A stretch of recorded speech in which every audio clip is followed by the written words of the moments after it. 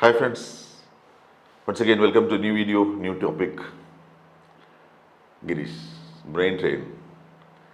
Age is not a factor for you and me to start something all afresh at any age is not at all a problem. Failures, now see, look at Abraham Lincoln. Abraham Lincoln, when he became the 16th President of America in 1861, he was fed up of having tasted a series of failures. He was not feeling bad about it. He was not feeling fed up of it prudently. But he was facing continuous failures right from his childhood. He lost his father, lost his mother, lost his attempt to enroll in a law school. He started a business, he was a failure there, and the loss he made in a business took him 18 years to repay the debt to his friends. He lost his girlfriend after engagement. He had a nervous breakdowns and bedridden for 6 months. Continuous failures. 2-3 attempts to the Senate election, 2-3 attempts to the American Congress, and ultimately, all these were failures. Ultimately, he became the President of America, the only first success for him at the age of 52 or 53.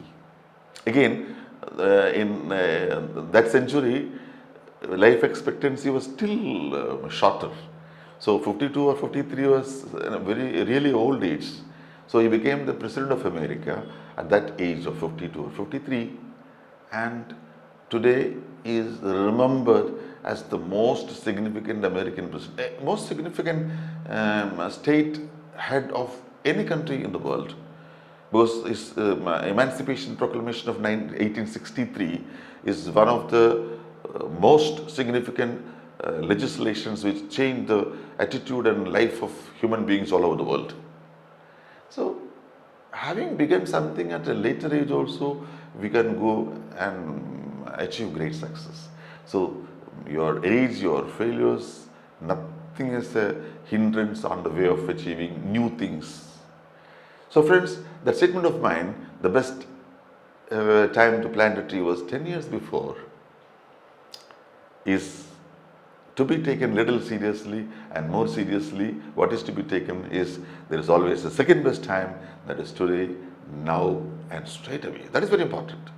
You cannot postpone it for tomorrow. It is now, today, straight away. We have to catch hold of it immediately. So there are three powers which come to our help when we are determined to achieve new things in life anytime. Power of your wish, power of your aim and targets, and power of your ability and competence. The first two things are very personal. Power of your wish, power of your aim and targets. These are all self-imposed and self-realized. But your abilities, your competences are there in you so much, or they are in your surroundings so richly. The only thing is you should be opting to acquire them. See, when we look at the abilities, I call them competences. Actually, an ability, a normal ability, when it comes to the status of capable of achieving results and accomplishments, that is a competence, an expertise. So let's analyze the competences which are required for going ahead and achieving big things in life, starting today, starting at any age. Now, all human abilities are to become competences depending on their disposition to achieve results, their qualification to achieve results. So that way, everybody has abilities which will transform into an ultimate excellent competence. Let's look at it. Let's look at this metamorphosis. One is, we have an unconscious incompetence in us. We are not aware of our incompetence. We have an incompetence in us, we are not aware of it. Second stage in that metamorphosis is conscious incompetence. Now we are aware of our incompetence, our inability. And third one is conscious competence. That competence which we didn't have, we achieve now, we are aware of it. And the fourth one, the most important, unconscious competence. Let's analyze these four. First one, unconscious incompetence. A child, little child, you have to feed. So you mouth feed a child. Child also has no complaints, happily lives with your mouth feeding. But beyond a period, maybe 1.5 years, child sees that you are using your hand to feed him. He is not able to use his own hand to self-feed. So till then, till 1.5 years, it was only unconscious incompetence. That incompetence is there ever since the child was born. But he was not aware, he was not bothered about it. So that was an unconscious incompetence to him. But at the age of 1.5 years, he starts being aware of his incompetence. So that is conscious incompetence. So next time when the mother comes and tries to feed, he waves her hand and start using his hand and scratching from the plate of food. So gradually, we also allow him to sit down and eat his own way. We have no complaint. Use your own hands, use your own ways. There will be wastage, no problem. We bear with that. So now the child wants to show to the world that I am capable of eating with my own hands. That is the third stage, conscious competence. That is the show-off period. We will be showing off to the world, the entire world. Any opportunity will not miss to show off. I am now able to eat with my own hands. That is the stage of conscious competence. And there is a fourth stage, unconscious competence. We all eat with our hands. Nobody feeds us. But we are not aware of it. That's an unconscious ability in us. There are quite so many unconscious competences in us.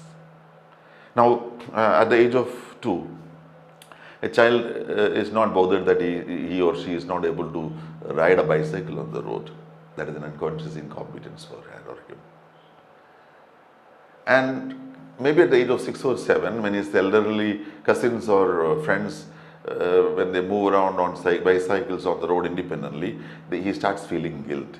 Oh my God, I cannot ride the cycle. So he starts feeling the incompetence. That is conscious incompetence.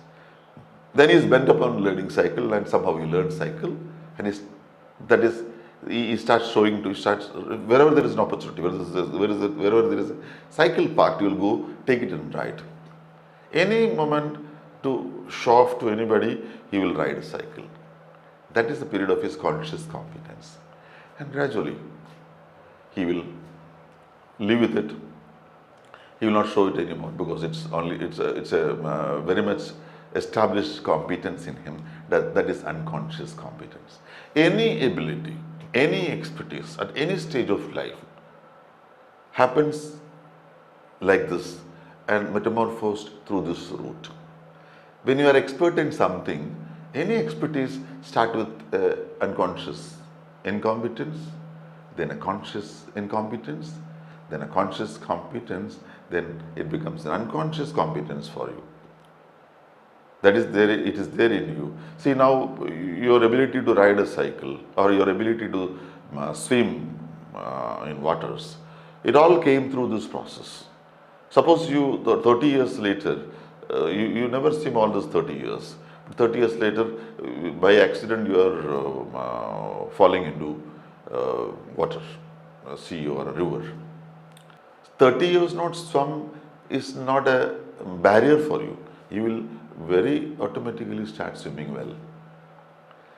You will be surviving, you will be saving yourself by swimming. That knowledge is there in you, that expertise there in you, that competence in you is an unconscious competence. If you want to be an expert in that, you should be practicing swimming every day. But once acquired, an unconscious competence will never go off you. So that number of unconscious competence you should be able to keep on increasing. You should acquire thousands of such unconscious competences in you. Your specialization can be in 1 or 2 areas, but your competences should be in multiple areas. That will determine and decide your success in life. Now it is very true. You can catch hold of a second best opportunity and start anything at any age, at any stage, and be successful and achieve in life. That's what it is. Friends, once again, the best time to plant a tree was 10 years before, we all agree. But normally, minority only could have caught that opportunity. That too not by design, only by default. Majority still would have missed it, and all those successful people, they would have caught all the second best opportunity in life. And the only problem is when you miss that second opportunity of planting a tree or beginning something in life. The only requirement is this unconscious competence, which has been transformed into different stages, which we just now understood and discussed. All the best.